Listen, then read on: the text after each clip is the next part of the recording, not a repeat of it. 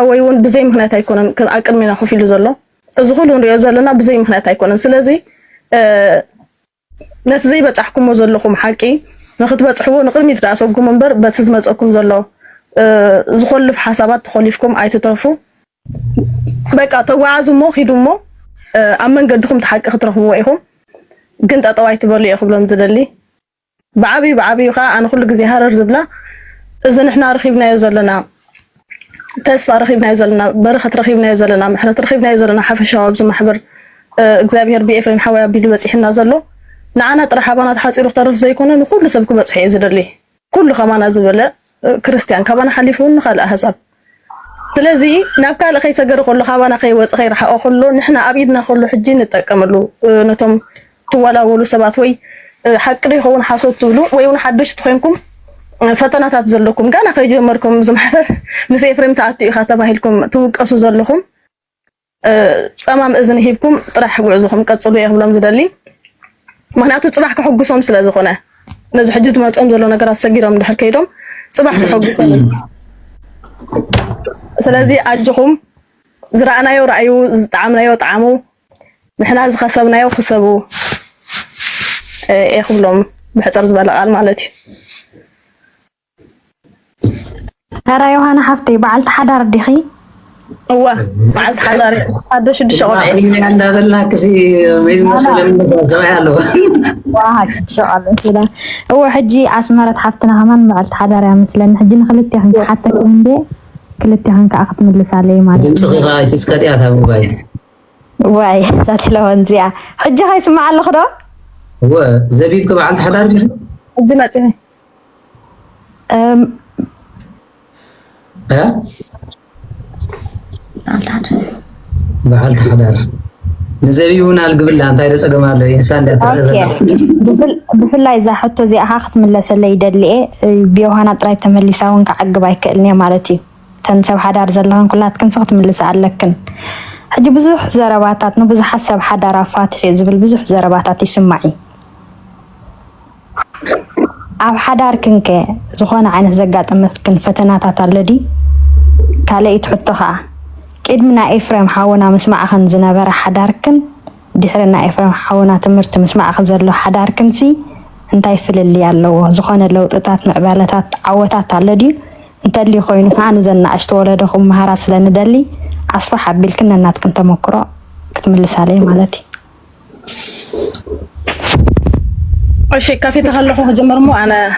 كوردلن كاروت زري بحواتي كأخي هلوا بحافشة بعد حضارين يجيركين فاتحي زبل زروا تنز فاتحوا سلزلين بربزنا محبر وابن إفريم زروا يكون أنت فاتحهم وبناتهم قلتي كرمي أبز محبر مأتونا زنبرة أكايدانا أب حضار ولا يكون دحرنا أبز محبر مأتونا زلوا أكايدا ناي سماين مدرني مخناتو كدمنا أبز محبر مأتونا بفلايكا أنا إفريم حوي تمرت قدما نسمعنا أنت إذا بهالبتقرينيا كم زي على كيف كمالتي صدق فتح كين كايوم خاطر سرعة زي ولا كايدا مالتي ينير دحر تمرت الناس معنا مسكدنا جن عند تسبسب كان تأكد كاس سرعة النجبر كات خير مالتي وأبت كايدها أبتنا برخا حفشة وبفلايكا أبت سرعة الحجم بترسان مالتيو حجي أتلو تبزحيو بفلاي كالوت قاعد حان كزرزر الكين أنا زي مثل أبتي هيوت حفشة وندهر على العلنا يوجن وتزنبر اللو تيك إنه محبر ندهر محبر نزول اللو تزبلجن ناي سماين مدرن في اللي زلوا إجزاء هير كبهار كله بشم دأمبر بحق غربا كم زيلو 5 سمع عندك سبات كربا مخانو أنا أفلت أي نبرن نبز محبر بمتواجن استلوتكو مالت زفلتكو نايردي ترير هجي خموي نبركن أنا خري أخذ له وبوها إلى بتحمي بك أزم الستنيرة مالتي هجي قاسنا بالكامسو عند حرتو علكين كها ناتو كستعيز حضرك مالتي أمنت عند جناز حسكايو صنعات صلوت كبهال كل حوسوس عينتها كايدة إني رألم حجيجن أبشوا معلت شوعات تجزي خم تسألي أنت كتسألي أب صلوت تذكرت خان كيف رح حاول إن إحنا نفلتوا الداسي مريم دقيم كهد ماي أبيت صلوت كوفيل كام اسم برهان كوفيل كامل كات على الفورم تسبسي بحان تجزي أتحسسه ولا تمرتو أفلتو أرادو كل يزلوات أبز محبر زلوا مالتي أنا بزوج يتلوت أتات أبو زابير بعبي خا أبو زابير زلنا فقري أنا ساي أنا غند الصوت الله خلق زي إفريم حاوي مخناتو قدم زنبرن حجين كريا خلقه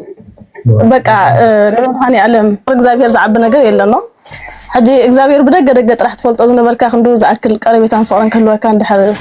كيلو ست زعبي نايسب لوت إلى زعمنا له نسيو إخزابير زلك ركب مالتي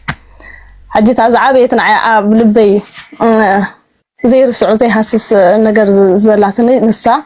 تسقط تص أنا حكون دقنا خالله خالو بزوح حجي زربان خينو وإحنا خحصرو زأكل مبر زار زير زود داعي كونن إفريم حوين عخا خانا يقول كل الزمن كاي يبار خلكا بونات مالت سب حد زي زي فلتكا بوزح نجار قبل كله نسخة يكون كان تحزنن النص ما يمزحزنوني مغنياتوس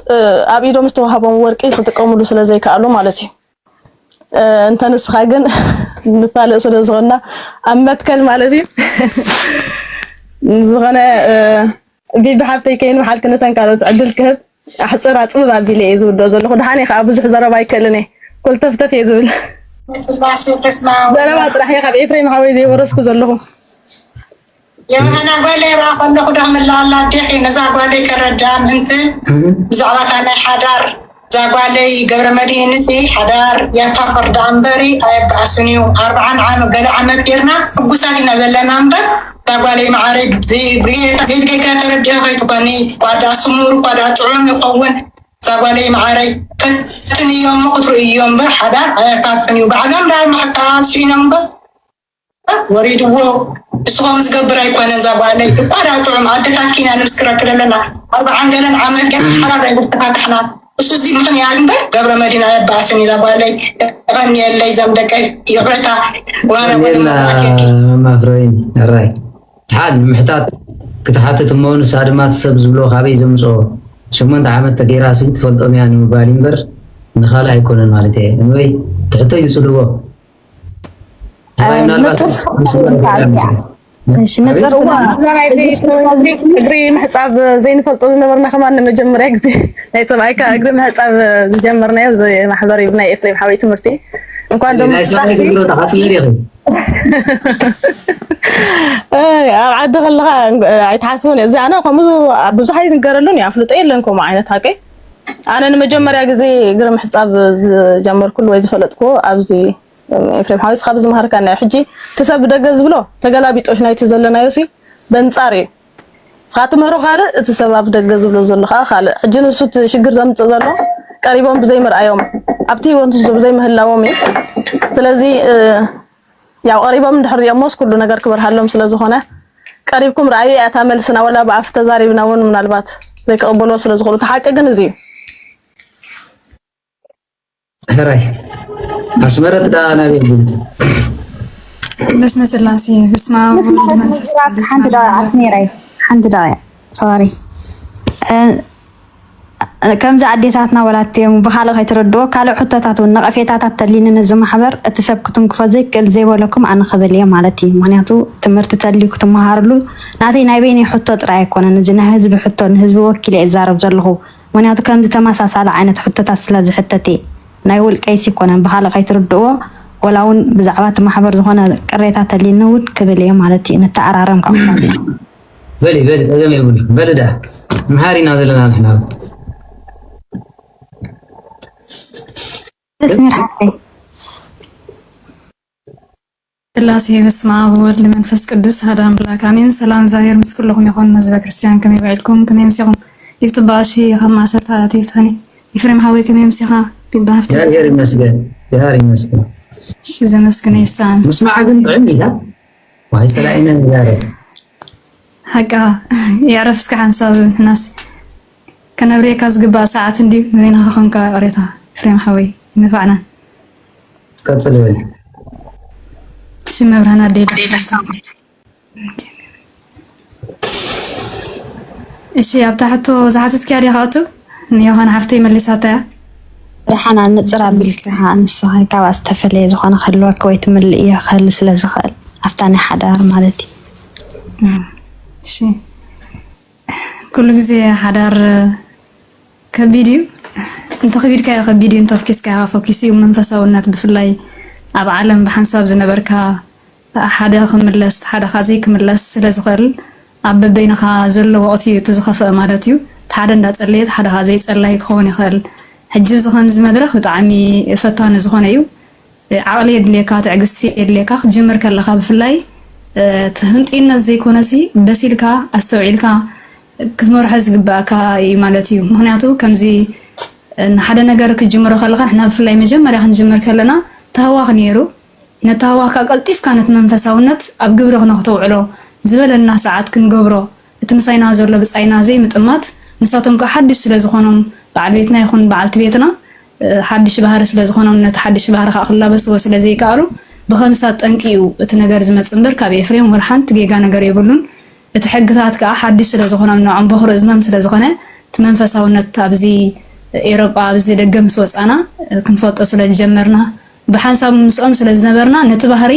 بحساب ዝለመድናዮ ከመገርና ክንገድፎ ወይ ድማ ከመገርና ከነخلو ማለና ሜላ ኢና ክንጥቀም ዘለና ካብ ትሕልፍና ኻንሕና እቲ ጌጋ ዝነበረና ተሰብካ ብሕጅ ዝመጽ ዘለኹ ማሃረሉ መንትን ዝያዳ ደስ ይብለና ማለት እዩ ንስኻ አንታዩ ከምዚ ኤፍሬም ሓወይ ዝመረና ኩሉ ግዜ ሰዓታት ጸሎትካ ኣብቲ ዘይሰማምዑ ሰብ ኣብቲ ዘይሰማምዑ ሰብ ዛኣትወሉ ሰዓት ኣምዚ ስምያት ዳደገምካ ብውሽጥኻ ኣማ ኣዱ ኮፍ ክትብል ኣብ ሰዓት ዛኣትወሉ ድማኒ ምስኡ ኮፍ ክትብል እዚ ቀዳምነት ካብ ኤፍሬም ንምሃረ እዩ ማለት እዩ ተቀዲምና ዝገበርናዮ ግን እቲ ሰዓቤና ዘምፀ ናይ ውልቁ ሰብ ጉለት ዘይኮይኑ ኤፍሬም ዘፋትሖ ወል ሓደ ሰብ የለን እንትርፈኹ መልሶ ቤተክርስቲያን ዘይንፈልጥ ነበርና ኣምዝን ስምያ ዘይንፈልጥ ነበርና ኣብዚ ማሕበር ዝኣሰር ሒዝና ተጸገመና ከማን ሰላም ለቺልና ካብ ፈተናን ወጸሉ ሰዓት ስለዝተማሃርና ነዚ ኸ ሰይጣን ኩሉ ግዜ ኣብ ፈተና ኣብ ገዛኻ ኣብ ቤትካ ይዝመጽ ነዚ ነገር ከዓ ብጥበቢና ክንወጽ ዘለና ክብል ይደሊ እቲ ነገራት ኩሉ ግዜ ሽጉርቲ ክትቀርፋ ከለኻ ቀሲልካ በብልዓለያ እንተ ጀሚርካ እንድሕር ማእኸል ኣቲኻ ቀሪፍካሲ መይሲ ትስግኣ እቲ ትሕዝቶ ዝኸይድ ስለዚ መንፈሳውነትካ ቀስ እናበልካ ዝላመድ ስለዝኾነ ብተሃዋኽ ዘይኮነ ብምስትውዓል ነቲ ምሳና ዝስጉም ዘሎ ሰብ ከዓኒ ዝያዳ ህድኣት ጌርና ክንርድኦ ናብኡ ንኽመጽእ ድማ ብጸሎት ቀዳምነት ክንሕግዞ ኣብ ጸሎት ክንብርትዕ ዝግብአና ንሱ ብዝኣተወሉ ሰዓት ከዓኒ ከምቲ ጉባእ ኣዴታትና ኣብዚ ማሕበር ብዙሕና ተማሂርና ካብ ኤፍሬም ሓወይ ማለት እዩ ካብ ኣዴታት ይኹን ብውሽጢ ቴሌግራም ኣዝዩ በቃ ካብ ባዕዴታት ሒዙ ካብ ባዕድ የሆነ ሓፍተይ ሰሰን ሓፍተይ ቀለብ ኢኻ ትረክብ ማለት እዩ ንሳተን ከመደነት ዝሕልፈኦ መድረኻት ካብ እንዳተመርኮስና ከዓ እቲ ህይወትና ጌጋና እንዳኣረምና እቲ ስብከት እንዳወሰኽና ከዓ ኣብዚ ደረጃ ዝበፅሕና ማዕረ ማዕሪ እኳ ሙሉእ ወላንቲ ዘይሰምዕዎ ኣብቲ ነሳተፈሉ ኣብቲ ነገር ግለሉ ሰዓት ግን ተረዲዎም ብመንፈስ ቅዱስ ተኣሲሮም ሰብ ክብሉ ከለዉ ናይ ብሓቂ ዝፀጋ እዩ ዝብል ብናተይ ክሪኦ ከለኹ ማለት እዩ ወላት በዓል ቤተይ ብዚኣ ክሳብ ዝመፅሲ ክሳተፍ ከለኹ ብዝመደባት ናይ ግጥሜቶም ነገለ ነፃ ኮይነ ዝኸይድ እሞ ንስኻ ምሳይ የገልግላለ ኢለ ስለዝሓስብ ተስፋ ይገብር ማለት እዩ ሓደ መዓልቲ ዝመፅ ክምስክር ክቕየር ማለት እዩ ይባሃፍተ እዚኣ ክብል ይደሊ ሓፍተይ ቴንኪዩ ዘቢብ ሓፍትና ሆነ ትምልእ የለ ዲ زبيب كنت عملت قرادة الناس من قدايم يخيط حتين زبيب أوريد واحد قاعد جاك زبيب حبتي أنا دعملو يحقا وكن هجي سواء يجيرو أو نيرو بعالبيتي ويلي بعالبيت كبز نيرو؟ أوه نو يحجيرو نصو قرم وأفتني حدا دولوكو دا تغاقيمي أبزا حدا دولني أبدعمي تبو أو دلوت محبر كمان تصرفي في بزح يكونون مش كهرمو كايو باسي أي تصرف اليوم قرابين سكارين كا ولا نحنا بعلناهم هنا أو مساعدهم على تيم بعلي بحفتي كا أول لفت محبر تعمل تسبيلي حصلتي أفريم راي فاتحني حتى أنت لك تزاري بزحك اللي هراي إفتمو أنا راتي أنا وكتر بفلات غير زين قدايمين كله واشي إفتمو بنا حمد تحط عند هذا معلومات زي يدنقص لبكم زبل صحف زلو I think كان كيكونوا አይተርፉም ዛረቦም አቦና حتلو مسلسل بزلو مش تعدل تيكونوا ጽቦል هو دحاني كان تخينم كايفتم አቦና እግዚአብሔር ይባርክ እግዚአብሔር ሰላም መስራታ እሺ ሕጂ ሕቶ እኮ ዛ ሕቶ እዚ አን ዘንድ كنستيل ندم تيانيره بزياده كن هجي بوبوتات كتملس كلها زياده بتي لب من اسي تعرف يا لس حسبك صحتهم زلخو بزعبا افريم بزح زبهال اللبنا ولا ابتزو تمرتس جيغالو دي ولا كميتري ونساتكم ما سي ولا فت مصحف افت جلس بزح افلط ازلكمي زياده بدك كنستي ختملسن بوبوتات كتملسن عبت لبمان اسي بوبوتات كتملس كلها زياده تعرف مو نسخاتكم انت عم كبر مرسيكم تبوا نزي اب يفريم زمهرس جيغار لزبل مالتي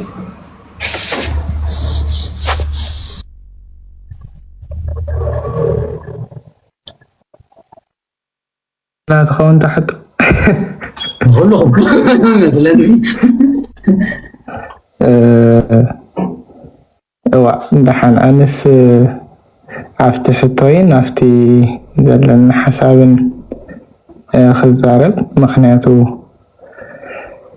نحكي نحسد كنبل لنا تسوينا زي فلطو زيو كم زي جيرو خمزي قبران قبل እግዚአብሔር ምን አይፈቱን ማለት يا ريت بالبنا بعد خلفكم حنسب بزعب زي تفلطوا هنكم زي ما بنا لازم فلطوا وسونكم لسلي حج لو ما انت دفرت قال سبوا لا كم عيلة ببنا زحلف على الحلون انا صفات فلط اخزار راح تعيشن مالتي انا اني حاجه ادلكن بكم من انا ساقن كتملس عليه روتني يبون ምናልባት ዘይት ሃዊኩም لا شكرا يقولوا كاتل بروح كاتل نتا تغاي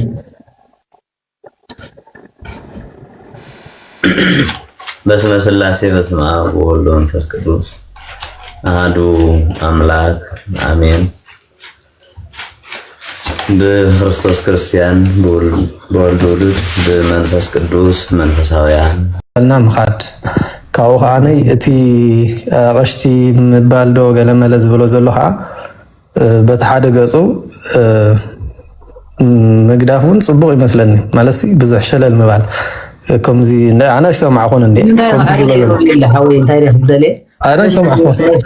ኖ ንምንታይ ደጂ ንሕና እቶም ካህናት ናይ አቦታት እዮም እቶም ጳጳሳት ናይ አቦታት እዮም ካብኦም ንላዕሊ አቦይ ኢሉ ክጣበቀሎም ዝኽእል ሰብ ኣሎ ድዩ احنا كنا ابو مين نحبكم زلن ها يا اخي نسك انا له انا طبقلومي انا خو يكونن نحنا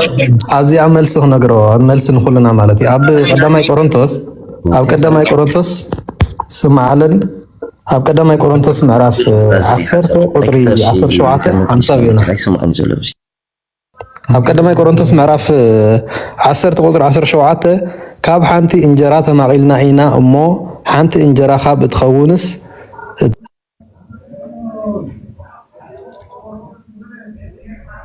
سمعني زلو حوي ماري زي انترنت كيسرحني زلو نايك ترشي متيهم واز بخل ترشي نا انترنت حيشكم متيهم واز عجوجو سنسرعات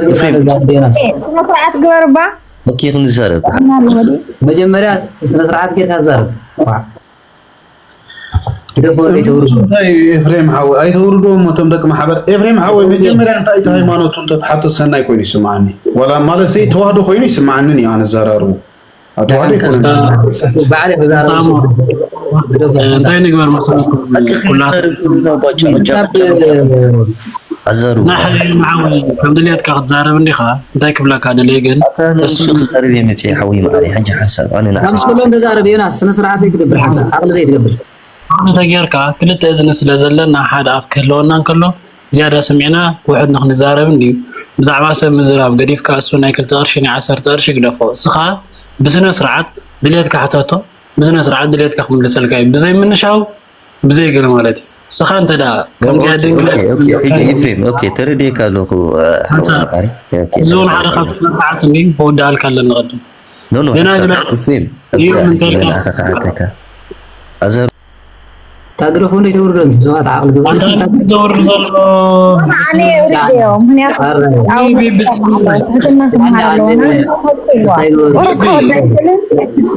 عقلي تقبر انت قرنا كانوا قاعد قلنا دحان ايكونن كستاي غبرو مسفعل احنا وانت زلنا صبكم سمعوا لنا عندلي كم زرا مسمعكم يحشنوا ولا زرو እንደዚህ سمعنا ትርጉም ዘለው ከሆነ ከዛረብ ግን حاونا ስለዝኾነ ኮሪ خير ስለዘይብሉኝ አሁን ዛሬ ወንበር እንታይ ዶ ስማዕ ዘረባ ኮይብሉ ግን ከም حاونا ምንሲ خنص ገይብልና ክንቀበሎ ስለዘለና ቀሲሉ خراዳ ስለዘለው ዳም كسانديو مبري فهم انتنا نسخان تزارب كام يورد لوسي صباح نقول كقاطعو خامتيم نحناسي مصو تقاطع عندنا حريقون كوردو وين مالتي صوم كان ساينا سانسا بعليك فضلك يا حنسا 100 غبره بعلها 100 غبره يا ناس بزعوانا مركنما كلنا بزعوانا برسي ديت مصو انتلنيمس دكتورد لهم لنا لو ما انت بزي خماري مالتي كد محجاره ግን ቶም ካሎስ ያعقل ንግበር ተደሊ ባዕል ይወርዶ ወጀهم ለቶም ካሎት ንዕድሞም ሰባት ዕንቅፋት ኾናለ እዚ ጉዳይ ያሬት አገበርለ ራ ዮናስ እንት አት ተደሊኻ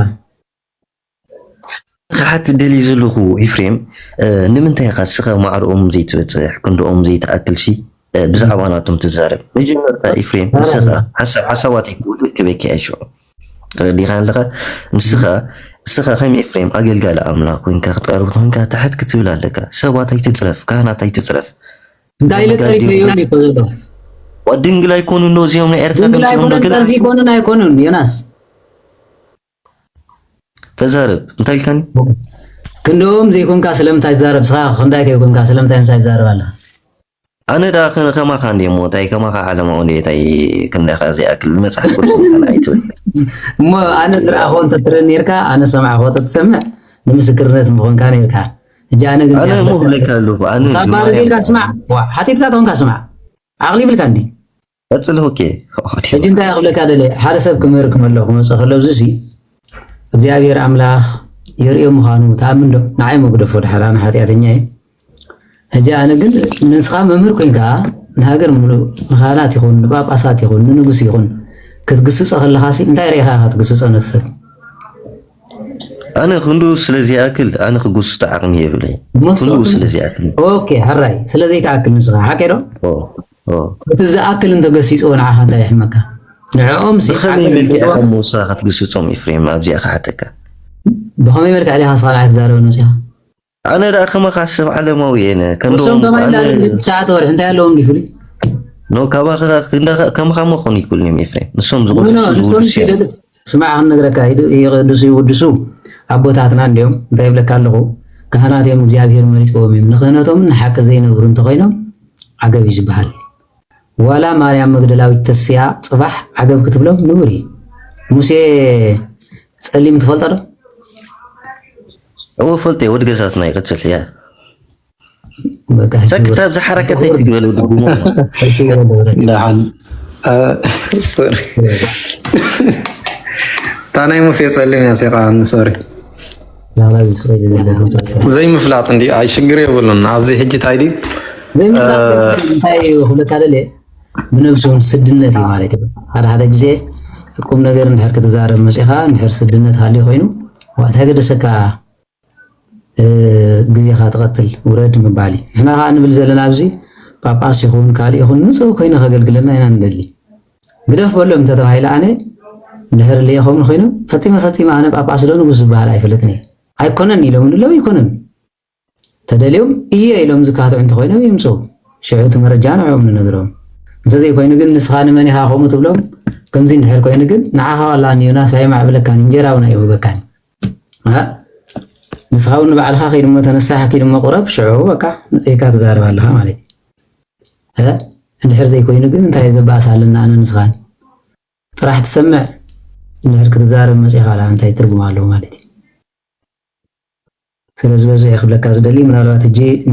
5 دقائق فضلكم 15 دقائق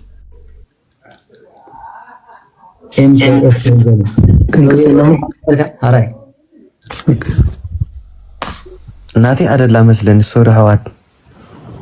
هو أنا خحت دلي أب إنجلان يزنبر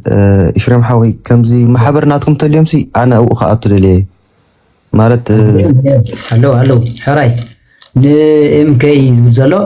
نا انجلاند لينك سدلمو تيليجرام አለው او تيليجرام አለኒ አብዝስ ማህበር ጎብሩ ዶ ህጂ ከምዚ ወ ሰለስተ ወርሒ ይቆብዮም ኦኬ ጽቡቅ አነ እዚ አخحት ደሊ ካላይ ነገር ፓስተርዮ ማርያም ጥር ማለት ይድሕር ወርሒ ከከብዮም ኦኬ ጽቡቅ ደሃን ያ ህጂ አነ ለኒ ማህበር ዝገበርኮ አብዚ ናትኩም ይሰምዕ እንዴ ህጂ ማህበር ብናተይ ገይረ ማለት እዩ ከምዚ ምሻሎ ናይ ገዛኻ ናይ በዓልኻ ዝክር ዋላ ማህበር كمي كبلاكي حجنا أبنسي ذكر محبر تخينو دك محبر علوها مالتي ذكر تخين جن تطلع مالتي جبري هو يا ذكر مالتي يا سوري قريتها نسو ذكر يزبال هجي زيادة أنا أنت أقولكم ذكر كتجبروا لهم دك محبر هاي تصور معناته النسوم كل زفلت سلازخانو أنت هاي تجبر ذكر كخون كله عرفتها مسعودتها كابت ذكر يتعامو زبالة أخونا الكا متعدم كايم صبغ يوالاتهم دك محبر جن أتهم زي فلتو كلا ذكر كتجبر كلها بفلا كبر بعلى خوهم كله نير تراديو نابجل سريركا حنت $100 دي $50 سريركا نتو ما بصر جاز تدربي دخاتات انجرا غيركا بشيرو دي خاب حدا ريستورانت ويدما كمز محبرنات ناس جبرو ويدما عبي بولس تدربيو ابنا وحفظ وعلو كداون تجزل عبي صقاي زخونه كخون مالتي اوكي صبو يا قريتها كن مالس دفير عندي ولا زارب زلو سرغن نو يكاتاتل دي ابزناتكا يكاتاتل افريم مالسي سب بزح كودق اكايدلي كبلك ايدلي قدلناتكا بلك عند تسترد اسبسي بقنعنا مالتي انس نصو غير زوز مالتي بحافشو أنا يدقفه كابتم نسخات بلهم وتادرات خونت بلهم كأخوان كأيمن مالتي أنا حسابيكم مترايدو لبكا أمين እግዚአብሔር ምሳዋ ይሁን بعبيو تهدرن ክርስቶስ እንዲኻ ተሒዝ ካዘለኻ ከይትገድፎ ትበዓል بعبي ካብቲ ቴሌግራም እቶ ኩሉ ግዜ ተሰዓት ናይ ትበዓል ምስተረደእካ እቶም ምክንያቱ ንዘይ መልሰልካ እንተይብካ እግዚአብሔር ፀቢዮ ዝሓልካይ ንሕና ንዓኹም ደሊና ኢና ለይትን ቀትርን نظام እግዚአብሔር አምላክ ተገልግሎ ለይትን ቀትርን ቤት ተሃንጾ ንዓደኹም ከተሃንጹ ትደልዩ ንዓኹም ደሊና ኢና ለይትን ቀትርን ንጎይ ዘለና ስለዚህ አምላክ ቅዱሳን አይንቅፍኩም እግዚአብሔር ምሳኹም ይሁን ቴንክ ዩ ኢፍራም ሃወይ ነዝዕድል ሃብካኒ ክነግረካ አነ ሕፅራ ቢለስ ኣብቲ ናይ ስላሰ እንዲ ሕጂ ዝክር ዝገብር ኣነ ሕጂ ኣብኡስ እንታይ ተግበርኩ ይሓይሽ ዝበለፀ ክብሎ ዝኽእል ማለት ኣብ ስላሴ ክኸውን ከሎ ንስኻ ኣብ ከባቢኻ ዘለዉ أعرفتها تصوع عبيلك أبات نفسي تخليك تصبو وما هذا المسألة وعدتها تسلاسي تكون كلا كم زي لسلس بلا مستطاعت ولا نشتو نسخاجي تجوز أصل زخانة مزحته مع الحدار يا سينجل خبط قال كده النات كيارس بزلخ كل جزء تزارب كل خاص كابات بس حنو تخون يدبل كابتات ما تينتو لنس خبط بس حكام فرع عند حنا بيكش مزقوه زي كابتم زصبي مزقوه بيكش تري سمع عازل دحان حرا انوي እግዚአብሔር ንኹሉ ይፍቀደልካ ማለት ነጥቃል ኪዳና ቢድካ ትረኽቦ ነጥጸጋ ትቀበሉን ካብታ ዓቢ ጸጋ እግዚአብሔር ተመናኸ ይخلاካ መድሃን ያለም እንጂ በሐፈሻ ተተኻይሉ አላ ክትጽውዕን ሕር ዘይትኽእል ነቶም ሆምለስ ተደርበይ ዘለው ወርሒ ክትኮን ከላና 5-6 ትኸውን ولا بانينو غزي كان تهيبكايم بسم سلاسي بنت سلاسي كان تهيبكايم عبي عسبي عين فلطو من الناس متوازيهم بእግዚአብሔር ግን ዓስوخا عبيو كيتغدفا هذا غزيخا الناس عدا انبا ندا سلاسي طواف ديو غلديو نبيتسبكا سريدكا او صحلين تلكام كاز بلصايو از محبرنا عنا زلا اخونا لو تليفونهم نبكا بوشتي يبصحلكا اجي انا ايش حجي أنا ندي ندي وعلتي قاش بارك جن أبارنتو زلوا وتهدرات كينهم ويلشير زخروا ولاد زي بقولهم عبيت له عندنا دما 70 سبيتهم كينهم ولاد زي بقولهم دك أنزمتوين زتسوون عمرهم صحة قول عزلوا مشالو انت يتقبرنا عم بحبو أورحي حدا 10 ፓውንድ ኣሰደድካ ክዳን ትገዘሉ ሕጂ ዝዓስ ብዚኣ እዚ ንዓና ኣብዚ ማሕበር ጠቂሙና ስለዚ ኣምላኽ ቅዱሳን ይሓግዝካ ነዴኻ ደውል ኣቢልካ ከም ዝገብረና ኣብነት ጥሪ ስላሴ እንድሕር ዝበዓል ኮይኑ ጥሪ ስላሴ ዓብይ እዩ ክብሪ በዓል ኸውን ከሎ 100 ፓውንድ ትሰድድ ንሓሙሽተ ሰብ ክደንለይ ትብላ ንሓሙሽተ ሰብ በዓላ ርያ ዝወደቑ ርያ ትኸድኖም ማለት ይኸድኖም ኣዴኻ ስለዚ ንስኻ ጅብ ዝኸድካዮ ናይ ስላሴ በዓል ዝገብር ይብሎ ማለት ከይተነሳሐ ኣይመውትን እዩ ዝብሎ ንሱ ጥራሕ ኣይኮነ ናይ ስላሴ በዓል ዝገብር ሰብ ተሃልዩ ትልቅ ቃል ኪዳን ናይ ስላሴ ማለት እዩ ነፍሱ ሓጥእ ኮይና እኳ ተመፀት እዚኣስ ናይ ስላሴ በዓል ትገብር ነበረት ናባይ ተቕርባ ኢሉ ዲያብሎስ ንስኡ ላይ ትብኒ ዝብል ማለት ቃል ኪዳን በዚያ ቃል ከማን ኣነ ገይረያ በቃ ዝገለ ነገር ሒዝካ ኣላ ስለዚ እግዚኣብሔር ምሳኻ ይኹን ሰይፈ ስላሴኻ እምብብ ንዓኻ ነቶም ዓቢትኻ መፃወትኻ ዋላ ዕድም ኣቢልካ ንዓይ ስላሴ ኣለኒ ምፁ ኢልካ ፅማቕ ዋላ እንተጋቢዝካዮ እዚ ትዛዕበይ በታትቦም ዘለኻ ናይ ስላሴ ፅማቕ እግዚኣብሔር ኣይገድፎም ንዑ በርትዕ እግዚኣብሔር ምሳኻ ይኹን ቁርብ ንእሽተይ ሓንቲ እንዲኻ ሓተካ በስመ ስላሴ በስመ አብ ወወልድ ወመንፈስ ቅዱስ ዳኒ ነው እንዴ ሰላም ነው ኤፍሬም እንኳን ደህና መጣ እንዴ በዚህ ትመጣለህ አይ አንተስ ሪኩዌስት ታረጊ ገብቼ ነው ይገርማል በዚህ ቲክቶክ ተቀላቀል እስኪ ዳኒ ተተዋወቃቸውስ እዚህ ማህበር ከኛ ጋር ስንት ጊዜ እንዳደረግ መቼም ማህበር ያለውና በፌስቡክ እንኳን ያውቃል መሰለኝ በዚህ ቲክቶክ ያለው ግን ስለማይቆጥ ተተዋወቃቸውስ እሺ እንደ እግዚአብሔር ፈቃድ በስመ ስላሴ በስመ አብ ወወልድ ወመንፈስ ቅዱስ አሐዱ አምላክ ላይ ይኩን እንደምን አላችሁ እንደምን ሰነበታችሁ እንደምን ቆያችሁ ማህበረተኞች እግዚአብሔር ይመስገን እግዚአብሔር የተመሰገነ ክብር ይስፋ እንግዲህ እኔ ዳንኤል ሽፈራው ባላለው ብሎ እህቴ ማነው ልጄ ናት የሰራችው ቲክቶክ እና በዛ ስም ነው ያስገባችው ለዛ እና ይቅርታ እኔ ከዚህ ማህበር ጋር እስከ አሁን 8 ዓመት እኔ ከመጀመሪያው ጀምሮ የነበርኩ ሰው ነኝ ብዙ ዓመት አድርጌያለሁ እና 8ኛ ዓመታችን ነው በዚህ ማህበር አይደል አልከኝ አዎ 8ኛው ነው 8ኛ ዓመት ነው ከመጀመሪያው ጀምሮ የነበርነን እና እንግዲህ እንደ እግዚአብሔር ፈቃድ እስካሁን ድረስ ይኸው እንደ ቸርነቱ በደግ ቁጭ እያለን አለን እና ይሄ ማህበር እግዚአብሔር የተመሰገነ ይሁን ይህንን የመሰለ ማህበር እግዚአብሔር ስላበቃን እውነት ክብር ምስጋና ለሱ ይሁን ወላዲተ አምላክ ብጽዕተ ብፁዓን ቅድስተ ቅዱሳን ልጇ መድኃኒዓለም እቅፍ ድግፍ አድርገው በመቀነቷ አስራዬ ማህበር እስካሁን ድረስ እንደዚህ አውቅታናለች እና በጣም የተባረከ የተቀደሰ ማህበር ነው ብዙ አይነት ተአምር አይተናል እንደው አዳዲሶችም የመጣችሁትም እውነት ተጠርታችሁ የመጣችሁ እንደሆነ እግዚአብሔር ፈቃድ ሆኖ ለዚህ አብቅቷችኋልና ይህንን ማህበር እቅፍ ድግፍ አድርጋችሁ ያዙ በጣም ብዙ ነገር ነው የምንማረው የተማርነው እኛም በዚህ ማህበር ብዙ ነገር አውቀናል ማለት ብዙ ተአምር አይተናል የታመሙ ድነዋል የተሰቃዩ መከራ ላይ ያሉትም ከቅፋት ከጨለማ ወደ ብርሃኑ ተመልሰው ወደ መልካም ወደ መንገድ የመጣንበት ማህበር ነውና እናንተም በርትታችሁ ጠንክራችሁ ከኤፍሬም ወንድማችን ያው ጸጋውን በረከቱን እግዚአብሔር ያብዛል አንተም እንደ ወንድምና አባት ሆነህ ይህን ማህበር እቅፍ ድግፍ አድርገህ ይዘህልን እስካሁን አብቅተናል ብንሳሳትም እያረምከን ብዙ ነገርም ጥፋቱንም ሁሉንም ነገር እያረምክ በዚህ ማህበር ላይ መሆን ያለበትን ነገር ከእግዚአብሔር ጋር መንፈስ ቅዱስ ስርዓትና ሕጉን እያከበረ ልጓዝ አብቅተናልና እግዚአብሔር የተመሰገነ ይሁን አንተም እግዚአብሔር ያክብርልን በእውነት እና ወንድሞችም እህቶችም ዲያቆናትም ቀሲስም ሁሉም አሉ በዚህ ማህበር ላይ እስካሁን ድረስ እዚህ ማህበር ላይ ለመቆየት እግዚአብሔር እንግዲህ ይጠብቀን በእውነት ፈተናው ብዙ ነው እንዴት ብዬ እንደምናገር እኔ እንጃ እንግዲህ እኔ ካሳለፉት ነገሮች ብዙ ነገሮች ስላየውኝም እግዚአብሔር ይመስገን ነው ብለው ሌላ እኔ የምናገር ነገር የለኝም እውነት ኤፍሬም ይሄ ማህበር በጣም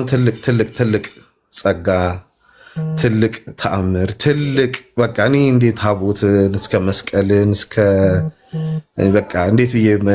ማር እስከ መፍሰስ ሁሉን ነገር በቃ ያሳይቶናል እግዚአብሔር ከዚህ በላይ እንግዲህ እንጃ ምን ማየት እንዳለብን እንደሆነ ለማመን ያ በቂ ነው ብዬ ነው የማስበው የእግዚአብሔር ስራ ድንቅና የተባረከ የተቀደሰ ይህን ሁሉ ተአምር አሳይቶናል ከዚህ በላይ እንግዲህ ያያችሁ እንደውም እግዚአብሔር ምን ይላል ያላዩ ብፁዓን ናቸው ብሎ ነው የሚናገረው እንኳን አይተው ያላመኑ ብዙዎች አሉ አይተው ስንት ነገር አይተው የካዱ ስንቶች አሉና ግን እግዚአብሔር ይመስገን ተመልሰው ይመጣሉ ምንም ችግር የለውም ፈተናው ብዙ ስለሆነ ነው። አውሬውም አይተኛልንም። ስለዚህ እግዚአብሔር ይመስገን የጠፉትን የሚመልስ አምላክን ያዝ ነው፣ የወደቁትን የሚያነሳ የታመሙትን የሚፈውስ። ስለዚህ እግዚአብሔር ይመስገን ነው የምለው በእውነት ላረገልን በጎ ነገር ለሰጠንም ሁሉ ስጦታውን መልካሙን ጉዞ ትእዛዙን ሁሉን እያከበርን መጓዝ አለብን ወንድሞች እህቶቼ፣ እውነት ነው የምላችሁና ቀላል አይደለም፣ ግን በትዕግስትና በትህትና መጓዝ አለብን። ያንን ነው ዋናው መማር ያለብን። ፍቅር ካለን ፍቅር እውነት ብዙ መንገድ እውነት ለመናገር በትንሹ ባስረዳችሁ በቅዱሳን አባቶቻችን በስውራን አባቶቻችን በቃ በቀላሉ ለማስረዳት ከፈለኩኝ እሱን አሁን በማለት በዩኬ ማህበር ላይ ተናገርኩት ተአምር ነው። ምክንያቱም በስራዬ መንገድ ላይ ነው ገባ ኤፍሬም እና የኔ ስራ እንደ ቦዲጋርድ ነው እንደ ሴኩሪቲ ነኝ። ለንደን ሀገር ውስጥ በቃ ትልቅ ቦታ ነው የምጠብቀው እና ያንን ቦታ ሁሉ ጊዜ ስጠብቅ እና በአብዛኛው ደግሞ ድራግ ውስጥ ያሉ ሰዎች በቃ እነኚህ ሌቦች በተለያየ በቃ አስቸጋሪዎች፣ ድራግ ዲለሮች፣ ተጠቃሚዎች፣ ጠጪዎች፣ አልኮሎች ምናምን የሚገኙበት ቦታ ነው ሰፈሩና እዛ አካባቢ ጋር በምሰራበት ሰዓት ላይ በአብዛኛው ጸሎት አለ። መምን ከቤት እንኳን ስወጣ ጸሎት አለ ገባ ከቤት እንኳን ስወጣ ጸሎት አለ እያደረኩኝ እስከ ስራዬ ድረስ የምጸልይባት መንገድ ናት። ማለት ብዙ ማለት ይህን ነገር መናገር አይገባኝም። ምክንያት እግዚአብሔርን ነገር ለራሳችን የምናደርገው ራሳችን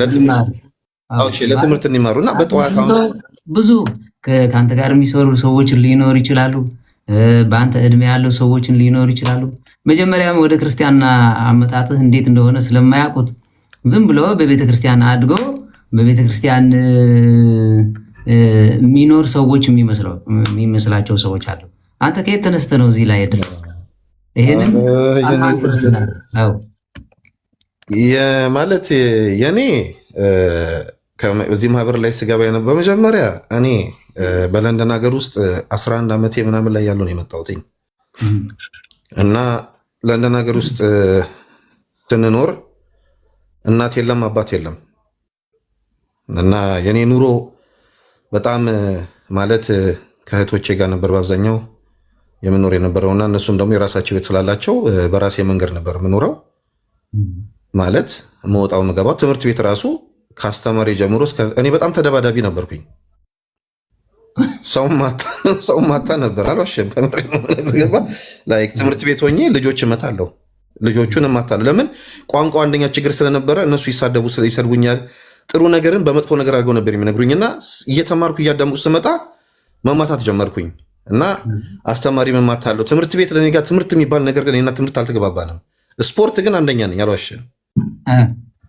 ኳስ መጫወት፣ መደባደብ አንደኛ ነኝ እና ከዛ ነው መጀመርልህ እና ከዛ በኋላ እንደዛ ሲሆን በመንገድ የጉዞ ላይ ጋይደንስ የሚሉት ነገር ስላልነበረ እኔ ያ ነገር ስለነበረ በቃ ወደ መንገድ ወደ ስትሪት ነው የገባሁትኝ። ስትሪት ውስጥ ገብቼ ምንድነው ያደረኩትኝ? ተደባዳቢ ነው የወድኩትኝ። ድራግ ዓለም ውስጥ የገባሁትኝ ለንደን አሉ ከሚባሉ ማፊያዎች ጋር ነበር የምኖረው አልዋሽም። አንደኛ በቃ በትልቁ ደረጃ ድራግ አጨስ ነበረ፣ ድራግ ይሸጥ ነበረ። የለንደን ፖሊስ አይችለኝም። እኔ ቤቴ ሲመጡ ኤፍሬም እውነቴን ነው የምነግርህ አልዋሽም፣ ምስክር አለ። ብዙ ሰዎች ማለት በጣም በቃ እስከ ምንድነው እስከ 4 የፖሊስ መኪና ነው የሚመጣው። ሲመጡ መሳሪያ ሁሉ እዚሁ የሚመጡበት ቀን አለ። በቃ በዛ አይነት ደረጃ በቃ ትልቅ ደረጃ ላይ በቃ አሉ ከሚባሉት ለንደን ውስጥ አንደኛ ነው ነበርኩኝ አልዋሽም። እስቲ አማርኛ የማይሰሙ ሰዎች ትግርኛ ተርጉምልን ምናምን ያሉ ነው። አጋጣሚ ዳንኤል ትግርኛ አይገልኒ ግን ምሳና ብ8 ዓመት ክነብር እንከሎ እዚ ትሪኦ ዘለኹ መጀመርያ ካብ ህፃነቱ ወደ 11 ዓመት ኮይኑ ኢንግላንድ እዩ ኣትዩ ማለት እዩ። ስለዚ ኣቦናድን የለውን ምስ ኣሕዋቱ ስለዝነበረ ኣብቲ ሽዑ ግዜ ቋንቋ ስለዘይክእል ናብ ምስጓድ ዝኣቱ ነይረ። ሓደ ጋርዲ እዩ ኣብ ዓበይቲ ክለባት ኣብ ዓበይቲ እንታይ ዝበሃል ከም ጋርዲ ኮይኑ ይሰርሕ ማለት እየ። ክንገለ ዝኹን ሰብኣይ ከም ዘቐሊል ከይመስለኩም ክንደ ኤፍሬም መሲልኩም ከይከውን ማለት እየ። ስለዚ ኣብቲ ዝነበረሉ ግዜ ስለዘይክእል በዚ ኢለ ክዓቢ ከለኹ ኣብ መጨረሽታ ናብዞም ናይ ድራግ ሰባት ኣቴ ምስኦም ሰርሕ ድራግ ሸይጥ ዝነበርኩ ሰብ ይብለኩም ኣሎ ማለት እዩ። ስለዚ ካብኡ ከመይ ኢለ ከም ዝወፃ ክትሪእዎ ማለት እዩ። ምናልባት ቶም ገለገለ ሰባት ሓሽሽ ንሸይጥ ኣብ ሓሽሽ ወዲቕና ገለመለ ትብሉ ዳንኤል ዓብዪ ኣብነት ክኾነኩም ይኽእል እዩ። ተሓዳዲና ብእንግሊሽ ቃል ክንገብረልኩም ንኽእል ኢና ኣምሓርኛ ክሸኩም ዝበልና እምበር ናይ እንግሊሽ ቋንቋ ትርጉም ርእስ እንታይ ዝበሃል ሽግር የብሉን። أنا بإنجليش حتى شجري بلين قل مسانا بزخوف لهم مهارن كله قرب محرني عشركم تزاي تجاجي مالتي سلز خنا كابتن حاشش دراك كما يلو خمسة እንዴት ቦዲጋርድ እንደተማርክም እንዴት ወደሱ ስራ እንደገባህም ራሱ ግለጥላችሁና እኔ ተረጉምላችኋለሁ። እሺ እንደ እግዚአብሔር ፈቃድ።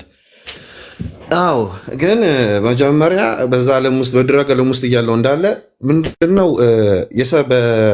ፖሊሶች እንኳን ሰፈር ውስጥ መጥተው አንድ ጸብ ይነሳና እንትን ቢሉ ሰው ማስተካከል አይችልም። ፖሊስ እንኳን ማስተካከል አይችልም። ፖሊስ ይፈራል መግባት እላለሁ በቃ ሰፈር ውስጥ እና ግን እኔ ግን ከላይ ሆኜ የሆነ ነገር ከተናገርኩ ልጆቹ እንትን ይሉ ነበር ይሄዳሉ በቃ ይሰሙኝ ነበር በጣም እሰማለሁ እና ፖሊሶቹ ራሳቸው ያይገርማቸው አንተ ማን ሄዱ እስከሚሉበት ድረስ ይደርሱና እኔ ቤቴ መጥተው ጠዋት ቤቴን ሰብረው ገብተው ሁሉ አስረውኝ ይዞኝ ይሄዳሉ። ለምን ነጮች ይፈራሉ። አንድ ሰው ሲቆጣጠር በተለይ ደግሞ ጥቁር ከሆንክ ገባ ነጩም ኢንዲያኑም አፍሪካኑም ሁሉም ሲሰማ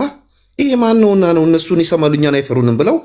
በቃ እንትን ይሉ ነበር እና መተውን ያሰቃዩ ነበር በጣም ከቤቴ እስከ መባረር ድረስ በቃ የሚገርም ነገር ነው እና ብዙ ነገር ያደርጉ ነበር። ግን እግዚአብሔር ፈቃዱ ሆኖ እኔ ይሆናል ኤፍሬም አንድ ነገር እውነት ለመናገር የሚገርመኝ ነገር ሁሉ ጊዜ ከእግዚአብሔር ጋር ቅርብ እንደሆንኩ ማለት እግዚአብሔር ከኔ ጋር እንዳለ ኢቭን ይሄን ሁሉ ስራ እየሰራው ይሄን ሁሉ ኃጢአት ይሄን ሁሉ መጥፎ ነገር እየሰራው እግዚአብሔር ቅርብና ሩሩና ቸር መሆኑን የገባኝ በቃ ለምን ውስጤ የሚሰማኝን የነበረውን በፊት በዛ ዓለም ውስጥ እያለው ወደ ቤቴ እንኳን ገብቼ ስተኛ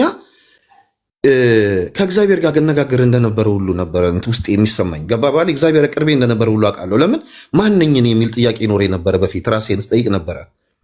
ገባባል የምለ ብቻ ለምን ብቻኝነት ስላለ እኔ ማንኝ ምንድነው እግዚአብሔር በዚህ ዓለም ላይ አምጥቶ እኔ ለምንድነው እዚህ እንዲያበቃኝ ምናምን ነበር። ይገርማል ብዙ ነገር ነበረ ግን አሁን ነው እኔ የገባኝ አሁን ከዛ ሁሉ ዓመት የገባኝ አሁን ነው። ግን በፊት እኛ ሰዎች ስንባል ሁሉ ነገር እንትን እንሆናለን ማለት እንትን ግራ ይገባናል። ማንነታችንን ምን ለምንድን የመጣ ነው እዚህ ሀገር በዚች ዓለም ላይ ምንድነን እኛ የቆማችን ምናምን ብለን የምንጠይቀውን ጸሎት ከሌለ ምንም ነገር ሊገባን አይችልም። ብቻ ባዶ ነን አቀፎ ነን ምንም ነገር የለም ውስጣችን ምንም ስለ ኤምቲ ስለሆነን በዛ ምክንያት ብዙ ነገሮች ወደ ስትሬስ ወደ ዲፕሬሽን ማንነታችን አለማወቅ በተለይ ደግሞ እኛ ኢትዮጵያኖች ፈተናችን ብዙ ነው። ይሄ ዋናው እሱ እኔ ትልቁ የተገነዘብኩ ነገር ያ ነው። ግን በዛ ላይ ደግሞ ምንድነው አሁን በዚያ በለንደን ሀገር ውስጥ ነው እየኖርኩ እንዳለ ይሄው ነገር ሲደረግ ጥሩ ሰዎችም ያጋጥሙሃል በጉዞ ላይ ማለት እኔ የሆነ ሰው ነው በር ላይ እንደዚህ ሴኩሪቲ የሚያሰራ ሰውዬ ነው። ለምን ሁሉ ጊዜ እዛ ቦታ ሄጄ ጌም ለመጫወት እንደዚህ የህፃናቶች ቦታ ስለነበረ በዛ ሰዓት ላይ 16 15 ዓመቴ ነው ኤፍሬም እኔ ስጀምር ይህንን ስራ ለምን በጣም ጎበዝ ተደባዳቢ ነበርኩኝ። እግዚአብሔርን ነው ብላ ተሸንፌ አላውቅም። 5 6 7 ተደባደባለሁ ገልብጬ ወደ ቤት እገባለሁ። ምንም ቀል የለው እኔ እውነቴን ነው የምነግርህ። እና በቃ ያንን ሳረግ በቃ በመጨረሻ ላይ ምንድነው መሰለ የሆነው ይሄ ልጅ ያየኝና ለምን ከኛ ጋር ለምን አሰራም አንተ ማለት ጎበዝ ነህ ድብድቡ ላይ ያለ አይደል እንዴ ነው ይሰሙሃል ይፈሩሃል ትፈራለህ ስለዚህ እኛ ለመመት እዚህ በር ላይ አታገዘን የሚል ብሎ በዛ ምክንያት እሺ ብየው እየሰራው በቃ ከዛው እሱ ደግሞ እየረዳኝ ማለት ምን ማድረግ እንዳለብኝ ላይሰንሱ እንዴት ማውጣት እንዳለብኝ በቃ እሱን ሁሉ መንገዱን እያሳየኝ በዛ መንገድ አብረን ተጓዝን ከልጁ ጋር እና እስካሁን ድረስ ከሱ ጋር ነው የምሰራው። እስከ ስንት ዓመት መሰለህ ወደ 25 ዓመት ድረስ ሰርቻለሁ ከልጁ ጋር እስካሁን ድረስ አብረን ያለ ነው እስካሁን ድረስ ከልጁ ጋር ማለት ምክንያቱም በቃ እሱ ራሱ ይፈራኛል። ለምን አንዳንድ ነገር ላይ እንደዚህ ሲያይ ራሱ እሱ የሚያቀተውን ነገሮች እኔ ሳስፈጽማቸው ማለት በጉልበትም ቢሆን በተለያዩ ነገሮች የማውቃቸው ሰዎችም ስላሉ መደረግ ያለባቸው ነገር እናደርግ ነበርና እግዚአብሔር ይመስገን እግዚአብሔርን ጠብቆኛል። ምግብ እስከ ጥይ መሳሪያ ድረስ የደረስንበት ነገር አለ፣ ጩቤ የወጣበት ነገር አለ። በቃ ብዙ ነገር ግን አንድች ነገር ሆኜ አላውቅም። እንዲህ ተጎድቼ አላውቅም። ኤፍሬም እግዚአብሔርን ነው የምልህ። እግዚአብሔር ይመስገን። ለምን እሱን የጠበቀኝ እኔ በራሴ ኃይል አይደለም፣ እግዚአብሔር ኃይል ነው የሁሉ ነገር ይሆናልኝና እዚህ ዓለም ላይ ራሱ ገብቼ በምሰራቸው ስራዎች ሁሉ ሰው ሁሉ ይደነቃል። ለምን የሆነ ክለብ ውስጥም ብሆን እንደዚህ ድብድብ የሚነሳበት በምኑ ምኑ ሁሉ ነገር በቃ ሁሉ ነገር በሰላም ነበር የሚያልፍልኝ። ሁሉ ነገር በሰላም ነው የሚያልፈው። በቃ ሁሉ ነገር በስነ ስርዓቱ። እስቲ ልተረጉምላችሁ። እሺ አንዳንድ ጊዜ ጆሮ ቆርጠህ የማይሰማ ሰው ሊኖር ይችላልና ሀራይ እንታይ ዝብል ዘሎ መስለኩም ንሱ ካብቲ ወደ 11 ዓመት ኣትየ ዝነበርኩ ሰዓት ኣብቲ ዝነበርኩ ከባቢ ብዙሓት ኣፍሪቃውያን ኤስያውያን ኩሎም እቶም ሕማቕ ዝገብሩ ካዚኖ ዝፃወቱ ኣለዉ ድራግ ዲለርስ ኣለዉ ኣብቲ ከባቢ ክርብሹ ከም ዝኽብሉ ከለዉ ኣነ ወፅየ እንድሕር ተዛሪበ ንዓይ ፈርሕኑ ስለ ዝነበሩ ካብ ፖሊስ ንላዕሊ ስቕ ስለ ዘብሎም እቶም ፖሊስ ንዓይ የሸግሩኒ ነይሮም ይብል ማለት እዩ ስለምንታይ ንሕና ተዛሪብናዮም ክንኣስሮም ንኽእል እንዳሃለና ኽለ እዚ ተዛሪብ ዝፈርሖም ንዕኡ ዝፈርሕዎ ዝነበሩ ይስግዶም ስለ ዝኾነ እዩ ማለት እዩ ምክንያቱ ሕጊ ይፈርሕን እዩ እቶም ኣብኡ ዝነበሩ ፖሊስ ግን ስለምንታይ ንዕኡ ፈርሕዎ ኢሎም ኢሎም ንዓይ ስጋብ ካብ ገዛ የባርሩን ይሰጉን እንታይ ስለ ዘለዎ እዩ ምክንያቱ ብክልተ ነገር እዩ ዝፍራሕ ሓደ ዕዋላ ክፈርሕካ እንድሕር ኮይኑ ሓደ ቁማርንጂ ክፈርሕካ እንተኮይኑ ካብኡ ላዕሊ ጨካ እንተኮይንካ ጥራይ ስለዚ ንሱ ግን ብዝተዛረቦ ይፍራሕ ድሓሩን ክተሃራረም ከለኹ ጉልበትን ዝኽእለኒ ሰብ ስለ ዘይነበረ ኣብቲ ከባቢ ዝነበሩ ብዙሕ የሸግሩ ነይሮም ነዚ ከምዚ ቦዲጋርድ ምስራሕ ኣብ ክለባት ናይት ክለባት ኣብ ቪአይፒታት ዕብዕቢ ዝበሉ ድራግ ዲለርስ ዝሸጥዎ ኣብቲ ካዚኖ ክፃወት ከለኹ ኣብቲ ናይ ጌም ስለ ዝፈልጠኒ ከምዚ ዝመሰለ ስራሕ ምሳና ዘይተኣትሉኒ ካብኡን እኒው ኣብቲ ዝሰርሖ ናይት ክለብ ክኸውን ይኽእል እዩ ካልኦት ኣሸገርቲ ቦታታት እዩ ናይት ክለብ ብጣዕሚ ኣሸጋሪ ቦታ ምዃኑ ክርደኩም ኣለዉ ሓደ ኣዝዩ ጉልበት ክህልወካ ፅቡቕ እዩ በቲ ካልኣይ ድማ ናይ ካራተ ምሁር እውን ክኸውን ኣለካ ማለት እዩ ጉስጢ እኳ ብዙሕ ኣይሰርሕን ተጓሳጣይ ኣይኮንን ዝኸውን ወይ ካራቲስታ ተጓሳጣይ ተኮይኑ ድማ ብጣዕሚ ጉልበት ክህልዎ ኣለዎ ምክንያቱ ተጓሳጣይ ሓደ መዓልቲ ክሸክዕ ክእል ጉልበት ዘለዎ ተጓሳጣይ ተኮይኑ ግን ዋላ ነቲ ካራቲስታ ምስ ኢሉ ሓዊስ ሃሪሞ ኢሉ ክስበር ክእል እዩ ስለዚ ስለዝኾነ ምሳና ዘይትሰርሕ ስለ ዝበለኒ ሲ ኣብኡ ምስኡ ክሰርሕ ጀሚረ እየ 26 ዓመት እውን ኣብኡ የሰርሕ ስለዚ ንባዕለይ እውን ሓሽሽ ካብ ዝሸጡን ሓሽሽ ካብ ዝጥቀሙ ሰባት እየ ነይረ ዝብለኩም ዘሎ ማለት ስለዚ መቀጠል ትችላለ ወንድማችን ንሱ ቆቢያ ከውፅኦ زي زفت مهم مثالي ጽቡቕ እግዚአብሔር ይመስገን እሺ አዎ እና በቃ በዛ አይነት ነገር ነው በመኖር የነበረው በቃ ኑሮ በጣም የእንግሊዝ ሀገር ኑሮ ደግሞ ታውቃላችሁ እንግሊዝ ሀገር የምትኖሩትም ፖሊሶቹም በማለት እኔ እስከ ዲፖርት እስከ እስር ቤት ሁሉ ገብቻለሁ እስከ በጣም በቃ ማለት ስቃይ ነው እግዚአብሔር የሌለበት መንገድ ማለት ያለውበት ኑሮ እኛ ማንም ሰው ይሁን ይላልው በኢትዮጵያ ሀገር እያለ ቤተሰቦቹ ራሳቸው ጥሩ ሆነው ቤተሰቦቻችን ራሳቸው ጥሩ ሆነው አስተዳደጋችን እግዚአብሔር ይመስገን ጥሩ ሆኖ ወደዚህ ሀገር ግን ስንመጣ ቤተሰቦቻችን እኛን ሲልኩን ለመልካም በቃ ተምሮ ጥሩ ነገር ይዞ ልጅ ይመጣል ብለው በቃ ተስፋ አድርገው የሚኖሩበትን ቦታ እኛ ምንድነው የምናደርገው ወደዚህ ሀገር መተን እንጣፋለን በቃ ወደ ድራግ ዓለም ነው መንገባው ማንም ሰው ይሁን እዚህ ራሱ ያደጉት ልጆች ራሳቸው ወደዛ ዓለም ውስጥ ነው የሚገቡት እና ይሄ ምንድነው እኛ ከእግዚአብሔር መራቃችን የሚያሳየን ነው ከቤተሰብም ራሱ አሁን ዳኒ ከዚህ ዓለም እንዴት ቶሎ በቃ ለመተው እንዴት ቻልከው ማለት ንኹልኩም ክርዳእኩም ካብዚ ሓሽሽ ዝነበርካዮ ቶሎ ይዛውጽ ዝኻልካ ምንድነው እንዴት ያ አንደኛ ደረጃው ከዚህ ዓለም ላይ ሊወጣ ያበቃኝ ወላዲተ አምላክ ናት መብራን ቅድስተ ቅዱሳን ንጽሕተ ንጹሐን መብራን አቁሪተ ሰማዕት እናትዬ እሷ ነች እውነት ከዛ ከቆሻሻ እኔና ኃጢአተኛውን ቆሻሻውን ያወጣችኝ እናቴ እሷ ናት በቃ ለምን ስሙ አንድ ነገር የምናገረው በለንደን ሀገር ውስጥ በመጀመሪያ እህተ ማርያም ነበረች የመጣችው አይደል እንዴ ፍሬም አዎ አስታውሳለሁ በቃ እህተ ማርያም ነበረች እና እህተ ማርያም እዚህ ሀገር መጣች ተብሎ በተነገረበት ሰዓት ላይ እንደዚህ መቤት የተገልጻላትልች ምናምን ብለው በተናገሩበት ሰዓት ላይ እናቴም ባለቤቴም ማን ነው በቃ ቤተሰብ የባለቤቴ ቤተሰቦች ምናምን በሙሉ እነሱ ናቸው በመጀመሪያ ወደዛ ሄዱት እና ምን አሉ እንደዚህ መብራን የተገለጸችላት እህት አለችና ወደ እሷ ለምን ሄደን ጸሎት ምናምን ብላ ሲሉኝ እውነት አለች መብራን የተገለጸችላት ሴት ምናምን አልኩ አዎ እውነት እንዴ ቨርጅናት እንዴ ነው ያልኩት እኔ ድንግልናቱ ያልኳቸው ለምን ሲሉኝ እንዴት መብራን ልትገለጽላት ትችላለች ያባ እንደዚህ ይሄን ያህል ነው እንትን የነበረውና እንደዚህ ሲሉኝ እስቲ በቃ ስራህን ተውና ወደ ስራህን ተተ ወደዛ ሂድና አንድ ቀን ብቻ ያታሉኝ እሺ ብዬ ተነስቼ